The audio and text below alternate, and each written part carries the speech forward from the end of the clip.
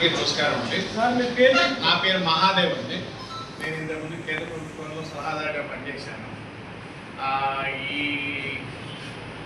విశాఖ నిర్వాసితుల కోసం గత 3 ఏళ్ల బట్టి వాళ్ళతో కలిసి పనిచేస్తున్నాను.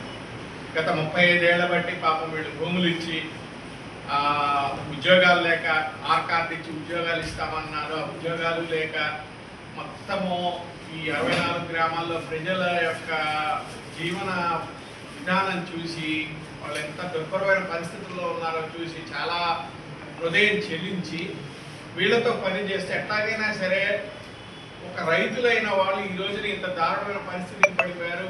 వీళ్ళని మళ్ళీ ఎలాగైనా సరే చక్కటి కుటుంబం వీళ్ళందరూ కూడా ఆనందంగా ఉండేటట్టు చూడాలన్న ఒక దీనితో వీళ్ళతో కలిసి పనిచేస్తూ ఇన్నేళ్ల బట్టి చేశాము. కానీ అది ఎంత చేసినా కూడా ఈ విశాఖ ఉక్కు కోటం పాలనలోనే ఆగిపోతుంది.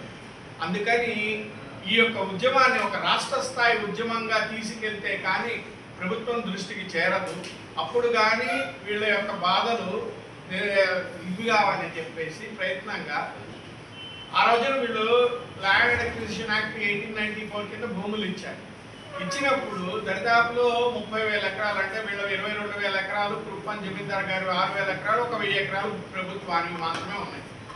అయితే ఈ రోజున ప్లాంట్ ఉంది 11,000 ఎకరాలు, మిగతా 19,000 ఎకరాలు అలాగే ఖాళీగా పడుంది. ఆ భూములు వీళ్ళకి ఇచ్చేచ్చా? మీ ప్రభుత్వ భూములు కావు, వీళ్ళ భూములే. వీళ్ళు దుర్భరమైన పరిస్థితిలో ఉన్నారు, తినడానికి కూడా లేక చాలా మంది ఇంట్లో రోగాలకి, రుష్టులకి, పుణ్యకార్యాలకి, శుభకార్యాలకి దేనికైనా సరే నానా ఇబ్బందుల్లో పడుతున్నారు. వీళ్ళకి ఎందుకు ఇవ్వదు ఈ ప్రభుత్వం? వీళ్ళ భూములే కదా. వీళ్ళ భూములు వీళ్ళకి ఇవ్వడానికి ఏంటి ప్రభుత్వానికి బాధ? వాళ్ళంత కష్టం అనుభవిస్తున్నప్పుడు ఇవ్వాలి కదా. అంటే ఎక్కడో ప్రభుత్వం చెవికి గోడు చేరటం లేదు. అందుకని చెప్పే ప్రభుత్వం చెవికి గోడు చేరాలని, ఇది ఒక రాష్ట్ర వ్యాప్తంగా అందరికీ తెలియాలని చెప్పే ఒక బహిరంగ సభ గాజువాకలో లంకా గ్రౌండ్స్లో పెట్టారు. దీనికి మన మాజీ సుప్రీంకోర్టు న్యాయమూర్తి గారు గోపాల గౌడ గారు ఆయన వస్తున్నారు. అలాగే మాజీ ఎంపీ, మాజీ రాష్ట్ర మంత్రి వడ్డే సోమనాథేశ్వరరావు గారు వస్తున్నారు. మాజీ డీజీపీ పూర్ణచంద్రరావు గారు వస్తున్నారు. అలాగే రాష్ట్ర రైతు కూలీ సంఘం నాయకురాలు ఝాన్సీ గారు వస్తున్నారు. అలాగే శృంగారపుకోటలో అక్కడ భూములు కోల్పోయిన వాళ్ళ తరఫున పోరాడిన ఎమ్మెల్సీ రఘురామరాజు గారు వస్తున్నారు. అలాగే ఏఐకేకేఎంఎస్ నుంచి ఘోష్ గారు వస్తున్నారు. అలాగే ఏఐకేఎస్ నుంచి ప్రసాద్. ఇలాగా రాష్ట్రంలో ఉన్న అన్ని ప్రధాన ప్రజా సంఘాల యొక్క నాయకులు ఈ సభకి రాబోతున్నారు. అలాగే నిర్వాసితులు కూడా వేలాదిగా తరలి వస్తున్నారు.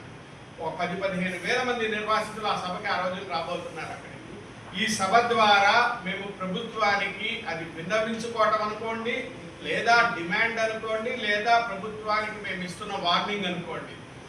మా బతుకులు బాలేదు, నిర్వాసితుల బతుకులు. మీరు ఇప్పటికైనా సరే నిర్వాసితులకి దయించి వేడుకుంటున్నాం. వినకపోతే మర్యాదగా చేయాల్సిందే. ఎందుకంటే అవి వాళ్ళ భూములు, మీ భూములు కాదు. దయించి ఇవ్వండి, లేకపోతే మర్యాదగా మీరు చేయాల్సిందే. ఇంకా వినకపోతే మీ మెడలు వంచి చేయిస్తాం.